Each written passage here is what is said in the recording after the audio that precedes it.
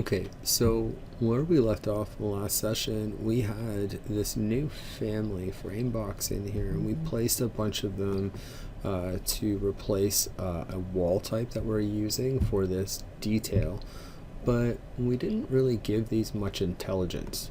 When I go into this, you don't see any instance parameters really. If I hit edit type, you've got an option for the materials, and then I gave it some thicknesses, but I really didn't give it any other intelligence aside from that because I was just using this existing panel detail to provide the size. So now I want to add a little bit more intelligence to this. So I'm going to go back in and say edit family, and we're going to first talk about what we can use reference planes for to add some of that intelligence. So if I flip this to the front, you can see that this is hosted to this piece of example geometry. It's saying ref level 1. Okay, so if I wanted to lift that up to say provide that accuracy of a picture that's hung on the wall versus a piece of paneling that is directly fastened to the wall, then what I want is like a switch, one that says like picture frame or wall treatment. So that's probably where I should start. Okay, so those are two yes no parameters that I'm going to create. One's called wall treatment, and that's going to be a yes no, and we'll put that under visibility, and then we'll create another one that's called picture frame, and that will be a yes no as well. Put that under visibility. Now if I say not wall treatment, then these can never be on at the same time. So the first one that I'm going to create is called picture frame, and that is going to not be checked. And then the next one I'm going to make is called wall treatment, and that would have this one checked. So now by flipping these back and forth, you'll see that these adjust. So we're going to also create another parameter here called wall offset, and that will be a length, and then this will be an instance parameter, and I'm going to make that instance parameter 13 millimeters. And you can always tell your instance parameters by they're bracketed by, it says default, meaning this will always be 13 millimeters to start with. Okay. But we want to put another formula in there actually that says if wall treatment 0, otherwise 13. And then that's always going to give me a 0 if, sorry, hold on, this, if I change this, right, okay, so the wall treatment engages the 0 and the picture frame engages the 13. Alright, so those three parameters are set up. Now what I want to do is just in a different view, an orthographic view, I'm going to put in a reference plane right here and tie a dimension to that, and that's going to be that wall offset parameter.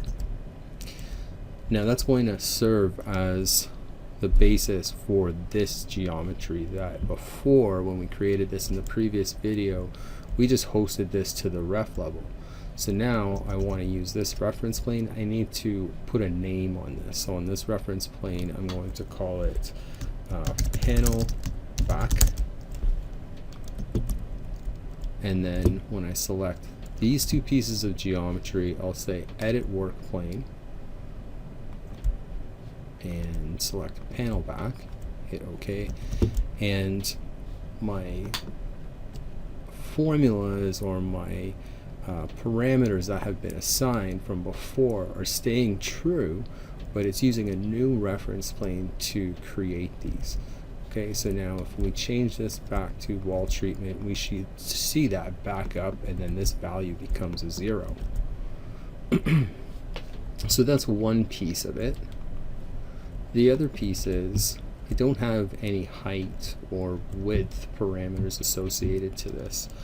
I'm going to create one here and one here. This is going to become my panel width, and we'll make this instance as well. And this is going to be panel height. Now keep in mind that because those are instance parameters and these are the current values, when I bring this back into the project and I say do not overwrite the parameters, those ones that are in there will stay the same, and any new ones that I create will start with these values. But then after the fact, I'll have the ability to stretch and change their width and height in elevation easily enough if I need to. So I like this. It's simple. It's 2 types, but it's flexible as per size. Okay, so we'll say okay to that. But in order for those to work, I need to put these equality constraints in there as well, and that's going to require another reference plane here.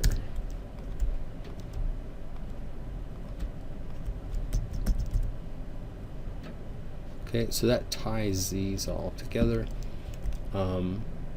What we'll want to do, I guess this actually doesn't need to be here, but we'll keep it in there just in case. Yeah, so the next thing is we'll want to have some control over these as well.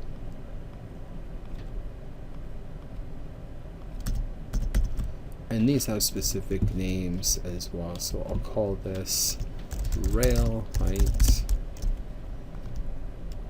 and these will be style width, and we'll make those type based. We could tie those together as well with another set of formulas saying that the style width and the rail height are equal, but we'll leave that for the time being. We'll leave those the same. Okay, so now what's going to happen is when I bring this back into the project, those existing families, they have a type that was probably just set frame box, and so I'll have to replace those when I bring this in to the one that says wall treatment, but we'll see what the difference is when we bring it in. So I'll say load in. I am going to save this.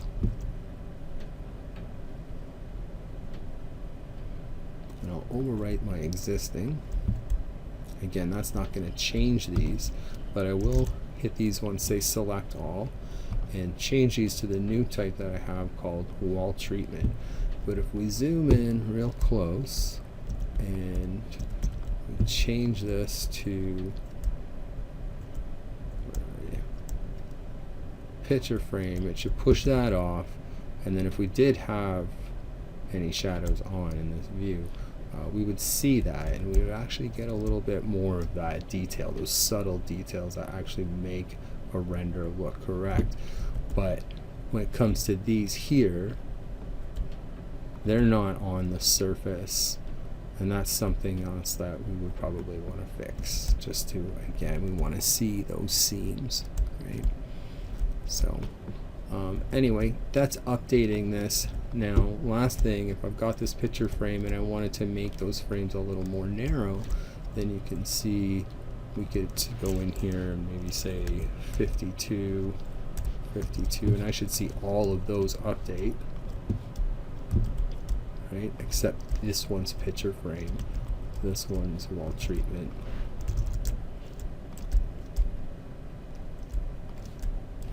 So it's type based versus the instance based. Anyway, we can add a whole lot more to this, but that's bringing a little bit more of that control. Now, there is another section, I believe, that might show some more of this. Yeah, so in here, here's another situation where I've got this wall that's making a whole bunch of these picture frames. So now I have this new option where we can type in component. Sorry, I should pick my reference plane here first. Select that wall. Now I'm going to type in picture frame.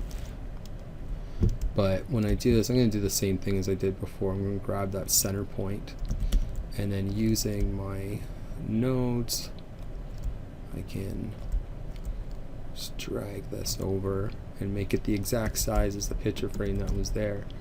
So this should be pretty easy to replace the rest of these. So I'll just pop them all in and then replace after I've got them resized. So you can use your align tool here and then stretch that out.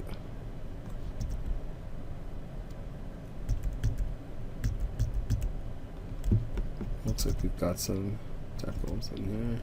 Thought I placed one of these. Copy that down.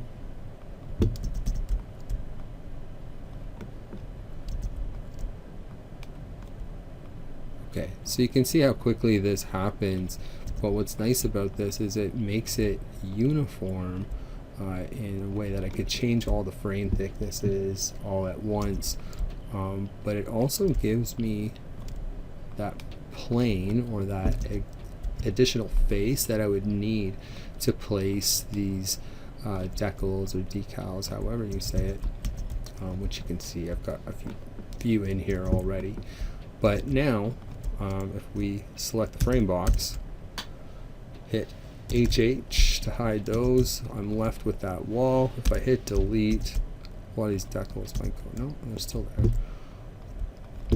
But there are the frames ready to take those images. Okay, so just a little bit more articulation to that face-based family, and a reason why we would want to use that specific type as well, the face-based and not a generic model adaptive. We'll maybe take a look at that generic model adaptive for a similar application and see how their behavior differs.